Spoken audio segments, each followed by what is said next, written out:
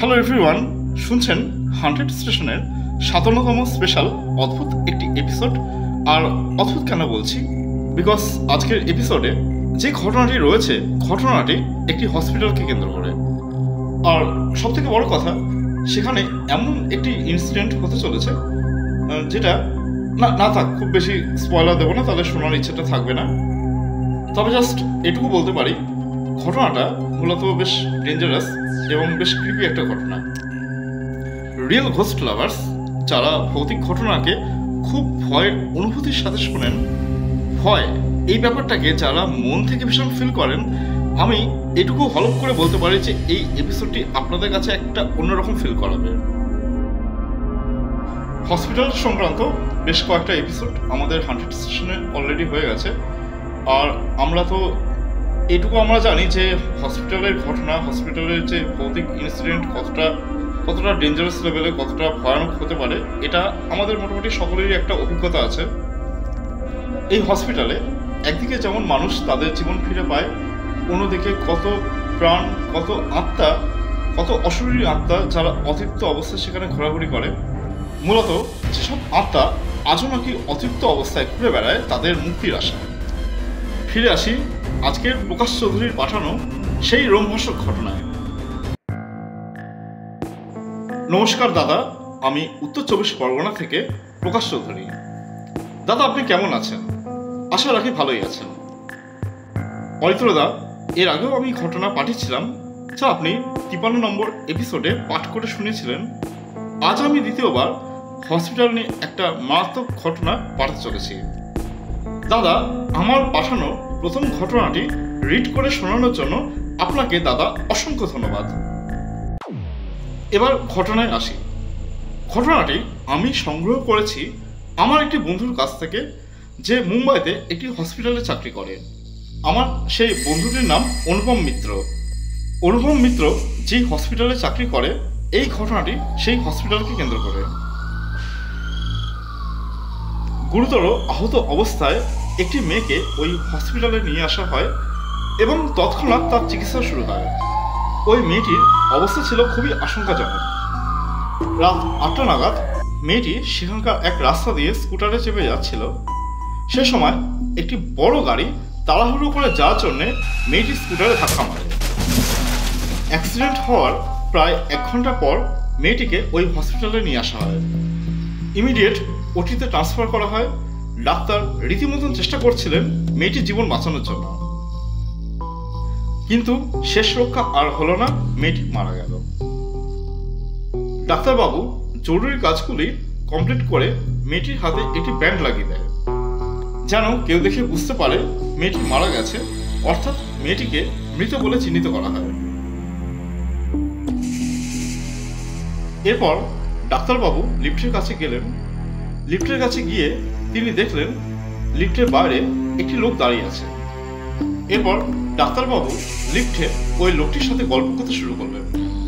ডাক্তারবাবু বললেন, সেদিন খুব খারাপ লাগে যেদিন অনেক চেষ্টা করেও আমরা কোনো মানুষের জীবন বাঁচাতে পারি না।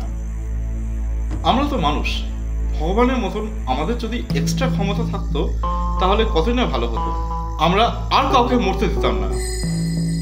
মেয়েটি কি বা বয়স হয়েছে, একটু আগে আনলে হয়তো তাকেও বাঁচানো যেত। লিফটের লোকটি বললেন, হ্যাঁ তাই তো।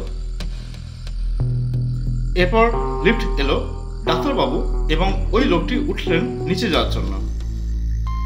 ডাক্তারবাবু দেখতে পেলেন একটি মেয়ে দ্রুত চলে আসছে লিফটে ওঠার জন্য। ডাক্তারবাবু তখন মেয়েটির দিকে এক দৃষ্টিতে তাকিয়ে থাকেন আর রীতিমতন ভয় পেতে থাকেন। মেয়েটি যে লিফটে উঠবে, ডাক্তারবাবু তখনই ধাক্কা মেরে ফেলে দেয়।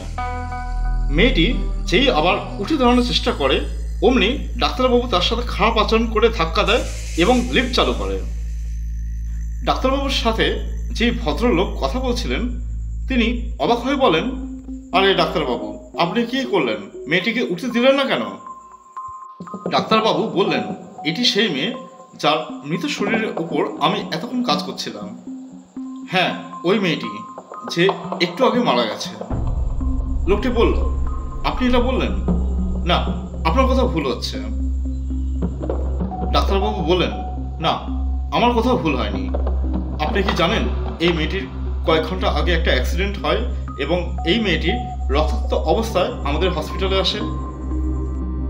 আমি নিজে তাকে বাঁচানোর চেষ্টা করছিলাম, কিন্তু শেষমেশ আর বাঁচাতে পারলাম না। তাই তাকে মৃত বলে চিহ্নিত করে তার হাতে একটা ব্যান্ড আটকে দিই। এই শুনে লোকটি বলে, দেখুন তো এটা চিনতে পারছেন কিনা? ওই লোকটি খিল্লি দিয়ে এক হাসি দিয়ে বলে, অর্থাৎ দেখায় আমার হাতেও তো এই ব্যান্ড, তাতে কি হয়েছে? এই সিচুয়েশনে ডাক্তারবাবু ওই লিফটের মধ্যেই অজ্ঞান হয়ে পড়ে যান।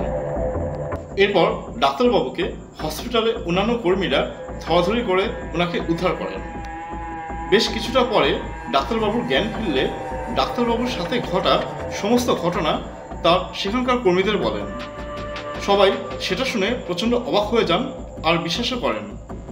এই ঘটনা কেউ অবিশ্বাস করেননি, কারণ এখানে এমন অনেকেই রয়েছে যাদের কিছু না কিছু অভিজ্ঞতা হলেও হয়েছে। এই হসপিটালটি আজও অনেক নানাবিধ ঘটনার সাক্ষী হয়ে দাঁড়িয়ে আছে।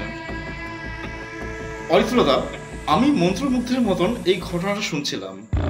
একটা কথাই শুধু ভাবছি, ডাক্তারটি যখন মেয়েটিকে উঠতে দিচ্ছিলেন না, অর্থাৎ তিনি তখন জানেন যে এই ব্যাপার, অর্থাৎ মেয়েটি মারা গেছে, অর্থাৎ এরকম ঘটনার সাথে বা এরকম অভিজ্ঞতা তার রয়েছে, এবং যার জন্য তিনি তখনই বুঝতে পেরেছেন এই ব্যাপারটা। তিনি অলরেডি জানেন যে মেয়েটি আর এই দুনিয়াতে নেই। ইহজগতে থেকেও তিনি পরলোকে মৃত্যুর আহ্বান থেকে নিজেকে বাঁচানোর চেষ্টা করছিলেন। স্ট্রেঞ্জ, ভেরি স্ট্রেঞ্জ ডাক্তারবাবুর সেই ক্ষমতা। আমি যদি ডাক্তারবাবুর জায়গায় থাকতাম তাহলে আমার কি হতো? ভাবতে গেলেও যেন পায়ের মাটি কেঁপে ওঠে। দাদা, ঘটনাটি যদি সত্যি পড়ে শোনানোর যোগ্য বলে মনে করেন, তাহলে আপনি আপনার সুমধুর ভয়েসে পড়ে শোনাবেন। আপনার কণ্ঠে, আপনার ভয়েসে ভৌতিক ঘটনা যেন এক আলাদা রূপ পায়। 100 সেশন দীর্ঘজীবী হোক, ঈশ্বরের কাছে এটাই প্রার্থনা। ভালো থাকবেন। প্রকাশ চৌধুরী, ফ্রম উত্তর 24 Pargana. Really just very extreme লেভেলের একটা মারাত্মক একটা ভৌতিক ঘটনা, যেটা এতক্ষণ শুনলাম এবং ঘটনাটা আমি পাঠ করছি। সত্যি যেন যখন এই ঘটনাটা আচমকা শুনছি, গায়ের লোম যেন খাড়া হয়ে যাচ্ছে। আপনারা কি ফিল করলেন? কতটা ভয় পেলেন? কমেন্ট করে জানাবেন। আপনি যদি চান আপনার জানা কোনো ঘটনা বা আপনার পরিচিত কারোর কাছ থেকে শোনা কোনো ঘটনা, অথবা আপনার নিজের সাথে ঘটে যাওয়া কোনো ঘটনা আপনি যদি পাঠাতে চান, তাহলে ফোন কলস করুন 9734068686। এই নম্বরে আমার হোয়াটসঅ্যাপ অ্যাভেলেবেল। এছাড়াও মেল করতে পারেন hauntedsession25@gmail.com। হন্টেড সেশন কোনো রকম ভূত প্রেত, অন্ধবিশ্বাস, কুসংস্কার এগুলোকে সাপোর্ট করে না। আর ঘটনাকে যে সবসময় সত্য বলে মেনে নিতে হবে এমন কোনো বাধ্যবাধকতা নেই। বিশ্বাস কিংবা অবিশ্বাস সেটা সম্পূর্ণ আপনাদের ব্যক্তিগত। আর বিশ্বাস না থাকলে এসব ঘটনাকে গল্পের আকারে গ্রহণ করুন। হন্টেড সেশন একবারও বলবে না যে ভূত প্রেত আত্মা আপনারা বিশ্বাস করুন। বিশ্বাস এবং অবিশ্বাস সেটা যার যার ব্যক্তিগত। যাই হোক, এবার আমরা চলে আসছি গত সপ্তাহের লাস্ট এপিসোডে শাউট আউট পর্বে।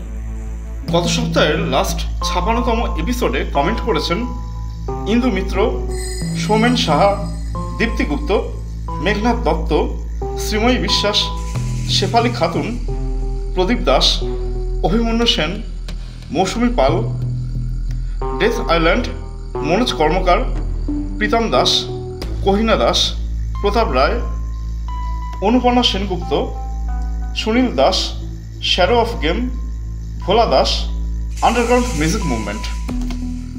সো প্রত্যেককে অসংখ্য ধন্যবাদ এইভাবে আমাদের পাশে থাকার জন্য। যাই হোক, আজকের মতন আসি, আবার দেখা হচ্ছে নেক্সট উইকে।